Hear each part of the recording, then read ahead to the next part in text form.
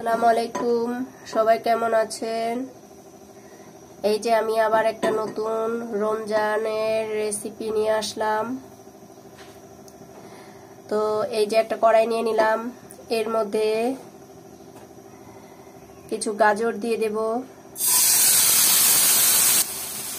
এই যে গাজর দিয়ে দিলাম, এর মধ্যে কিছু কাঁচামরিচ আর পেঁয়াজ দিয়ে দিয়েছি। এবার দিয়ে দেব কিছু লবণ, অল্প পরিমাণে। এই যে লবণটা দিয়ে দিলাম। দিয়ে দিব 1 চামচের মতো আদা রসুনের পেস্ট।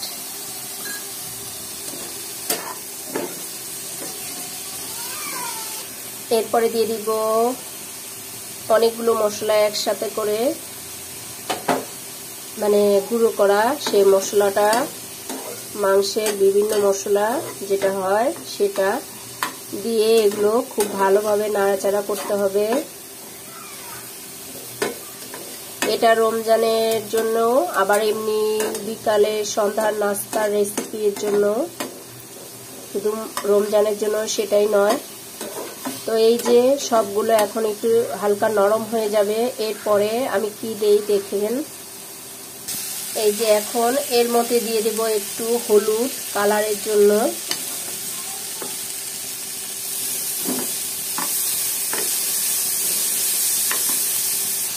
এই তো গাজর পেঁয়াজটা একটু নরম হয়ে আসছে। এখন আমি একটু চিকেন দিয়ে দিব। চিকেনটা একটু সেদ্ধ করে নিয়েছি, সেদ্ধ করে তারপরে এভাবে ছাড়িয়ে নিয়েছি। তো এই যে এই চিকেনটা দিয়ে এগুলো সব একসাথে মিক্স করতে হবে।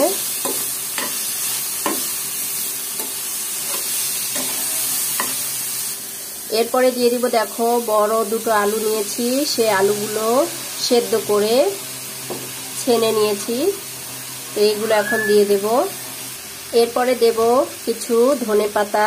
আমি কিন্তু খুব অল্প পরিমাণে ঝাল দিয়েছি, কারণ আমার একটা মানে কি বলবো, আমার ছেলে আছে, সে মোটেই ঝাল খায় না, তাই আমি এই হালকা করে ঝাল দিলাম। তো তোমরা যারা এই রেসিপিটা তৈরি করবে, তোমরা যেভাবে যতটুকু পরিমাণে ঝাল খাও সেটা দেবে। তো এখন এই যে সবগুলো একসাথে ভালোভাবে মিক্স করে নিতে হবে। এই তো আমার করা শেষ, সবগুলো একসাথে মিক্সড করে নিয়ে এসে পড়েছি। তো এখন এগুলো একটু মাখিয়ে নেব। এর আগে আমার আরেকটু কাজ আছে, সেটা করব। দেখো একটা বাটিতে আমি একটু আটা নিয়ে নিয়েছি, ময়দা যাকে বলে ময়দা, তোমরা আটাও নিতে পারো। তো এই যে ময়দা নিলাম, এর মধ্যে আমি অল্প পরিমাণে লবণ দিয়ে দেব। তারপরে দেব কিছু ধনেপাতা। এখন এখানে কাঁচামরিচ দেওয়া উচিত, কিন্তু ওই যে আমার ছেলে আছে, সে ঝাল খায় না, তো শুধু আমি ধনেপাতা দিলাম। তোমরা এখানে কাঁচামরিচ দিয়ে দেবে। তো এই যে এভাবে করে এটা একটু গুলিয়ে নেব। এর মধ্যে দিয়ে দেব একটু রাঁধুনি। এটা সব মশলার দোকানে পাওয়া যায়, আমি নিয়ে এসে গুঁড়ো করছি। তো এগুলো সব একসাথে এভাবে করে মিক্সড করে নেব। তো এই যে দেখো, এখন আমি এই যে একটা বাটিতে তেল নিয়ে নিয়েছি, এই তেলটা নিয়ে হাতে এরকম মাখিয়ে নিলাম।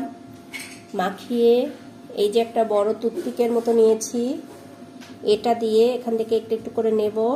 নিয়ে এই যে এভাবে করে একটা টুথপিকের মধ্যে দিয়ে, চিকেন বল নিয়ে আসছিল বাসায়, তো আমি সেটা খেয়ে এই টুথপিকটা রেখে দিয়েছি। এই যে এইভাবে করে যেভাবে করে নেব, দেখো, যাতে ভেতরে এই তেলটা যায়, তেলটা সুন্দরভাবে ভেতরে পৌঁছায়।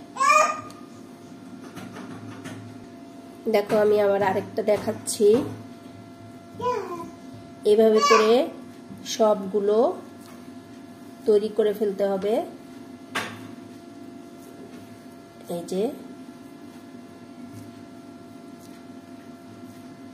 বাস হয়ে গেল আমার আরেকটা।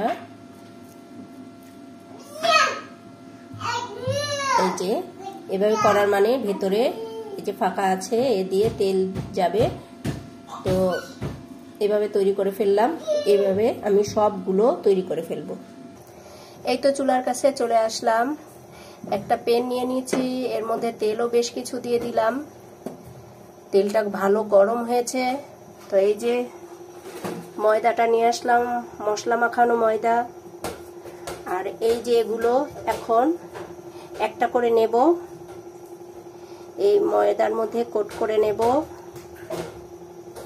তারপর আস্তে করে তেলের মধ্যে দিয়ে দেব।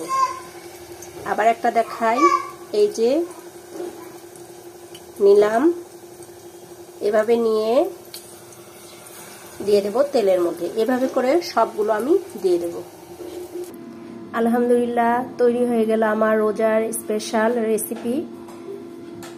তো এটা বাসায় তৈরি করে খেয়ে দেখবেন, ভালো লাগবে। আজকে তাহলে এতটুকুই। ভালো থাকবেন, সুস্থ থাকবেন। রমজানের শুভেচ্ছা ও ভালোবাসা।